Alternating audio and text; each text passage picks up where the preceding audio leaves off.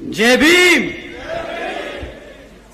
साथियों, आज यहां मौजूद मेरी सभी माताएं, बहनें, बड़े बुजुर्ग के साथ साथ आज यहां इतनी बड़ी संख्या में शामिल सभी युवा साथियों, जिन्होंने अपने दिन में से आज इतना कीमती समय निकालकर हम सबको सुनने आए हैं, तो आप सभी का मैं एक बार तहे दिल से धन्यवाद करता हूं। और आज इस विशाल जनसभा को सफल बनाने के लिए जो हमारे बसपा और एनएलओ के सभी छोटे बड़े पदाधिकारी एवं नेतागण और हमारे मूवमेंट की जान, हमारे मेहनतकश कार्यकर्ताओं ने जो मेहनत कर आज इस सभा को सफल बनाया, तो आप सभी का भी मैं तहे दिल से धन्यवाद करता हूं। साथियों, मैं यहां हरियाणा में होने वाले विधानसभा आम चुनाव के संबंध में कुछ जरूरी बातें आप लोगों के बीच में रखना चाहूंगा, परंतु पहले मैं अपने सभी संतों, गुरुओं व महापुरुषों में से खासकर महात्मा ज्योतिबा फूले, छत्रपति शाहूजी महाराज, नारायण गुरु, पेरियार रामास्वामी जी, बाबा साहब डॉक्टर भीमराव अंबेडकर जी एवं मान्यवर साहब श्री काशीराम जी को नमन करता हूं। साथियों, मैं बहुजन समाज पार्टी की राष्ट्रीय अध्यक्ष व उत्तर प्रदेश की 4 बार मुख्यमंत्री व पूर्व सांसद आदरणीय बहन जी के नाम से लोकप्रिय बहन कुमारी मायावती जी का मैं पूरे तहे दिल से आभार प्रकट करता हूं। साथियों, जिन्होंने अपनी पूरी जिंदगी बामसेफ, DS4 वे बीएसपी के जन्मदाता एवं संस्थापक मान्यवर साहब श्री काशीराम जी के बताए हुए रास्ते पर चलकर परम पूज्य बाबा साहब डॉक्टर भीमराव अंबेडकर जी के मानवतावादी व आत्मसम्मान व स्वाभिमान के मूवमेंट के कारवां को अपने आजीवन त्याग, तपस्या व कड़े संघर्ष के जरिए एक नई राजनीतिक ऊर्जा शक्ति प्रदान की है तथा उत्तर प्रदेश जैसे विशाल व महत्वपूर्ण राज्य में 4 बार अपनी पार्टी बीएसपी के नेतृत्व में सरकार बनाकर खासकर बहुजन समाज के लिए एक ऐसी मिसाल बन गई हैं, जिससे प्रेरणा लेकर करोड़ों लोग यहां हरियाणा में भी सामाजिक परिवर्तन व आर्थिक तरक्की के मिशनरी कार्य से जुड़ चुके हैं। इतना ही नहीं, बल्कि मैं खुद भी उनके इस नेतृत्व से प्रभावित होकर बीएसपी मूवमेंट से जुड़ा हूं और उनके पदचिन्हों पर चलकर इस मिशनरी दायित्व को, कर्तव्य को व फर्ज को अपनी आखिरी सांस तक निभाने की पूरी कोशिश करूंगा। साथियों, मैं हमारे alliance partner Indian National Lokdal NLO के संस्थापक एवं पूर्व उप प्रधानमंत्री श्री चौधरी देवीलाल जी को तहे दिल से नमन करता हूं। साथ ही एनएलओ के राष्ट्रीय अध्यक्ष श्री ओम प्रकाश चौटाला जी और आज हम सबके बीच में मौजूद एनएलओ के महासचिव, राष्ट्रीय महासचिव और हमारे गठबंधन की ओर से हरियाणा प्रदेश के मुख्यमंत्री के उम्मीदवार श्री अभय सिंह चौटाला जी का भी तहे दिल से धन्यवाद और आभार प्रकट करता हूं। साथियों, पिछले 10 सालों से यहां पर हरियाणा प्रदेश में बीजेपी की सरकार चल रही है और अब चुनाव सर पर है, तो ये बीजेपी के लोग फिर से आपके बीच में आकर आपसे वोट मांगने का काम करने वाले हैं। परंतु साथियों, इस बार आप सबको वोट डालने से पहले इनसे कुछ जरूरी मुद्दों पर सवाल करना बहुत जरूरी है। साथियों, मैं आपसे जाति और धर्म के आधार पर सवाल करने को नहीं कहूंगा। मैं आपसे कहूंगा, इनसे सवाल जरूर करें शिक्षा पे, रोजगार पे और यहां हरियाणा में बढ़ती हुई महंगाई पे। साथियों, यहां मौजूद सभी मां बाप और युवा साथियों से मैं पूछना चाहूंगा कि क्या मिला है आप सबको शिक्षा के नाम पर इस बीजेपी की सरकार में। बताइए साथियों, पिछले बीजेपी के सरकार के चलते हुए पिछले 10 सालों से सरकार ने यहां पे 5000 से ज्यादा प्राइमरी स्कूल बंद करने का काम किया। साथियों, एक तरफ पढ़ने वाले बच्चों की संख्या बढ़ रही है और दूसरी तरफ भाजपा की सरकार हमारे प्राइमरी स्कूल्स को बंद करने का काम कर रही है। साथियों, आज प्रदेश में 2200 सरकारी सीनियर सेकेंडरी स्कूल्स में 1000 से ज्यादा स्कूलों में प्रिंसिपल नहीं है।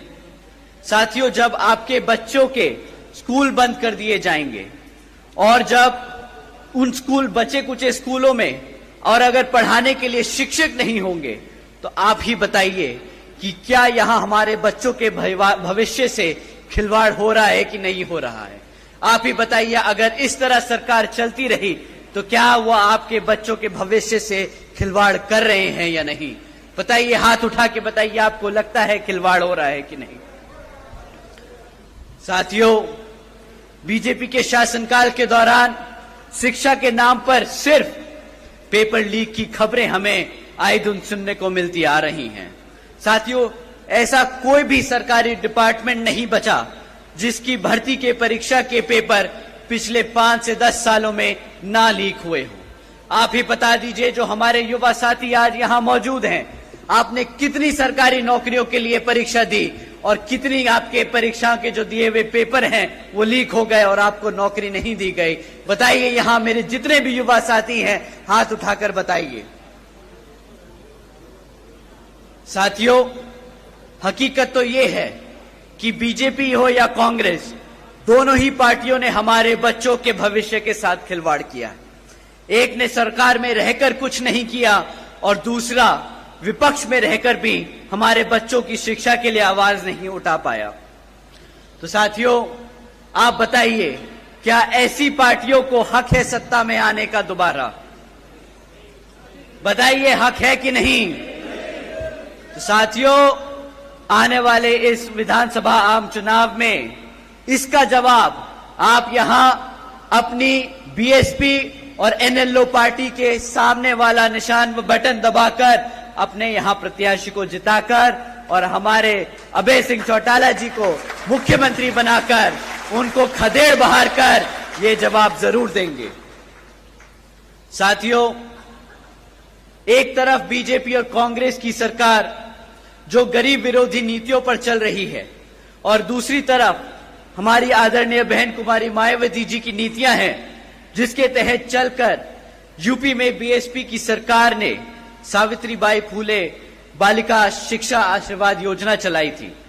साथियों, आपको जानकर हैरानी होगी कि जिस तरह इस योजना के तहत 7 लाख से ज्यादा बच्चियों को 12वीं तक की शिक्षा प्राप्त करने के लिए 600 करोड़ से ज्यादा की लागत इन बच्चियों को अपने पैरों पर खड़ा कर एक उज्जवल भविष्य देने के लिए बहन जी ने उत्तर प्रदेश में खर्ची थी। और इतना ही नहीं साथियों, आदरणीय बहन जी ने अपने शासनकाल में यूपी में 5550 से ज्यादा प्राइमरी स्कूल्स का निर्माण करवाया था। इतना ही नहीं, पहली बार बहन जी ने हॉस्टल्स में गरीब वंचितों के बच्चों के लिए 27% आरक्षण का भी इंतजाम सुनिश्चित किया था। साथियों, एजुकेशन की बात है तो आपको जानकर हैरानी होगी कि इसके साथ साथ बहन जी ने, आदरणीय बहन कुमारी मायावती जी ने 6 engineering colleges, 2 homeopathic colleges, 24 polytechnic colleges, 2 paramedical colleges, 6 universities, 200 से अधिक इंटर व डिग्री कॉलेजेस और 550 से ज्यादा हाई स्कूल्स और 5500 से ज्यादा प्राइमरी स्कूल्स और 100 से अधिक ITIs का बनाने का काम किया था, वो भी सिर्फ 5 साल में। तो आप सोचिएगा साथियों, जब आप अभय सिंह चौटाला जी को मुख्यमंत्री बनाएंगे तो वो आपके प्रदेश में कितने ही हजारों स्कूल खोलेंगे और आपके बच्चों को पढ़ने की इच्छा पूरी कराएंगे। साथियों, ये लिस्ट बहुत लंबी है कि कभी कभी सोचकर मुझे हैरानी होती है कि सिर्फ 5 साल में कोई इतना काम कैसे कर सकता है। लेकिन साथियों, अगर अपने समाज के लिए, अपने लोगों के लिए काम करना कोई चाहे तो असंभव काम भी संभव हो जाता है। परंतु जैसा कि आप जानते हैं, यहां बीजेपी और कांग्रेस की सरकार रही है, उन्होंने कितने दिल से यहां पर आपके बच्चों के प्राइमरी स्कूल्स, कॉलेजेस, यूनिवर्सिटीज बंद करने का काम किया है। तो उनकी असलियत, उनकी मंशा आप सब लोग समझते हैं। परंतु साथियों, बीजेपी की सरकार ने पिछले 10 साल में यहां पर हमारे बच्चों के रोजगार के लिए भी कुछ ज्यादा काम नहीं किया है। आपको जानकर हैरानी होगी कि आज हरियाणा में 40% युवा बेरोजगार घूम रहा है। इतना ही नहीं साथियों, पिछले 10 साल में सरकार में लगातार होने के 10 साल सरकार में होने के लगातार बाद भी आज 2 लाख से ज्यादा सरकारी नौकरियों के पद खाली पड़े हैं।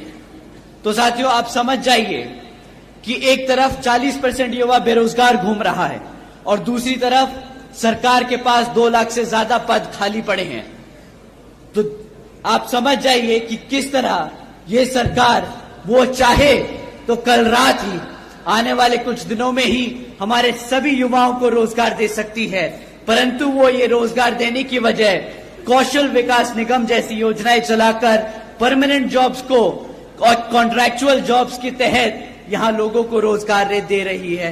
आपको जानकर शायद हैरानी हो कि ये जो परमानेंट जॉब्स हैं, इसके तहत आपको संविधान में दिया गया जो आरक्षण है वो मिलेगा, परंतु कॉन्ट्रैक्चुअल जॉब्स में कोई आरक्षण की व्यवस्था नहीं है।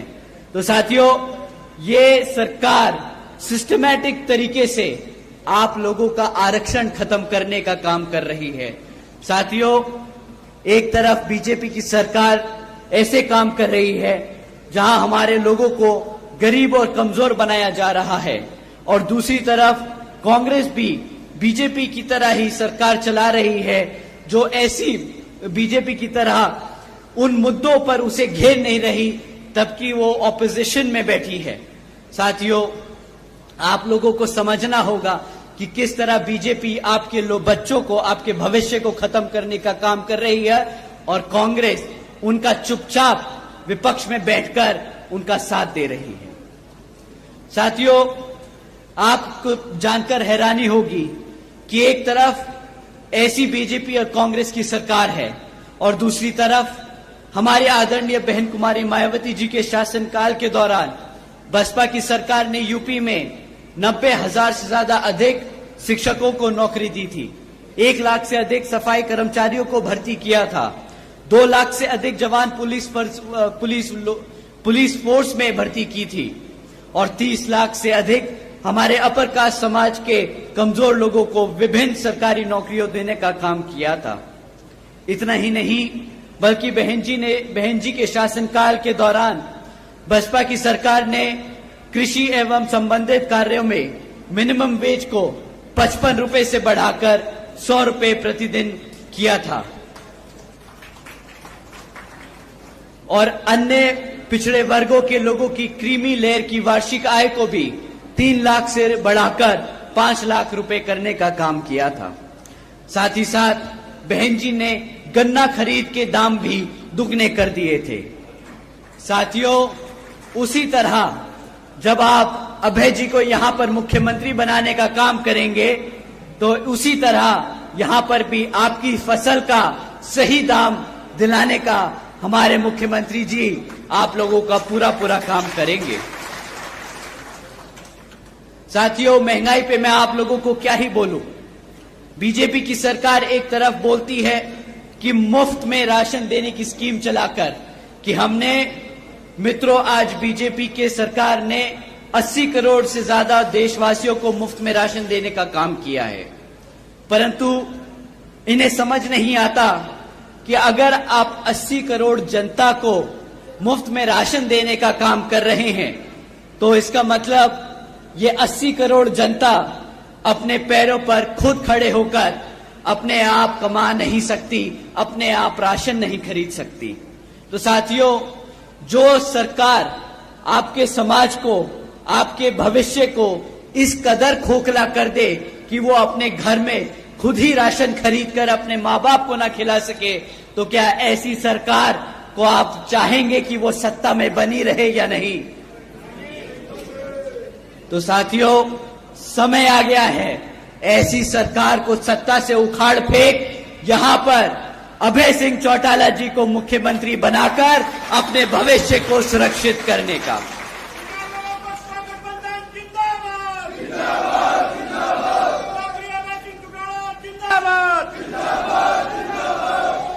साथियों, इन्हीं कुछ जरूरी बातों के साथ ही अब मैं आप सभी लोगों से और मेरी तरफ से, मेरे साथ साथ व खासकर आदरणीय बहन कुमारी मायावती जी की भी यही विशेष अपील है कि इस विधानसभा आम चुनाव में आप सभी लोग हर मोर्चे पर सावधान रहें। आपका वोट बहुत कीमती है।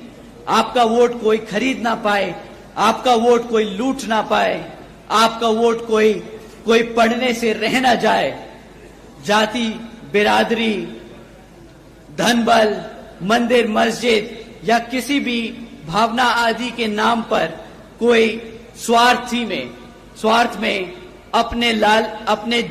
अपने जाल में आप लोगों को फंसाकर आपके वोटों का दुरुपयोग ना कर ले, क्योंकि देश के हर एक महिला, पुरुष व युवा को वोट का अधिकार यहां परम पूज्य बाबा साहब डॉक्टर भीमराव अंबेडकर जी के अति महत्वपूर्ण देन है। और मैं आप सभी से यह भी खास अपील करता हूं कि आपके यहां जिन क्षेत्र में बीएसपी और एनएलओ के विधानसभा उम्मीदवार चुनाव लड़ रहे हैं, तो उन्हें आप लोग वोटिंग मशीन पर बीएसपी का हाथी चुनाव चिन्ह और एनएलओ का चश्मे का चुनाव चिन्ह के सामने वाला बटन दबाकर भारी वोटों से यहां जरूर जिताने का काम करें। और अब अंत में मैं अपनी बात खत्म करने से पहले एक बार फिर से आप सभी का तहे दिल से धन्यवाद करता हूं। आप सब आज यहां इतनी बड़ी संख्या में मौजूद हुए, आप सबका तहे दिल से धन्यवाद। जय भीम, जय भारत।